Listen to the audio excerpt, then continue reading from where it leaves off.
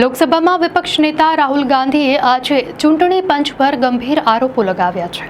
તેમણે press conference યોજીને ચૂંટણીમાં વોટ ચોરી થઈ હોવાનો દાવો કર્યો અને કહ્યું કે ભાજપ અને ચૂંટણી પંચની મિલીભગતથી મતોની ચોરી થઈ રહી છે.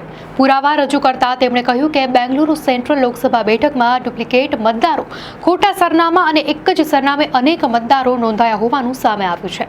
તેમણે મહારાષ્ટ્રમાં પણ લાખો શંકાસ્પદ મતદારો હોવાનો દાવો કર્યો.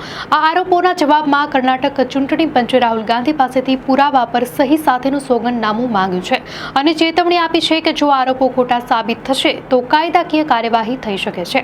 ચૂંટણી પંચની આ માંગણી પર રાહુલ ગાંધીએ પણ પલટવાર કર્યો છે. તેમણે કહ્યું કે હું જે કંઈ પણ કહું છું તે મારા વચનો છે.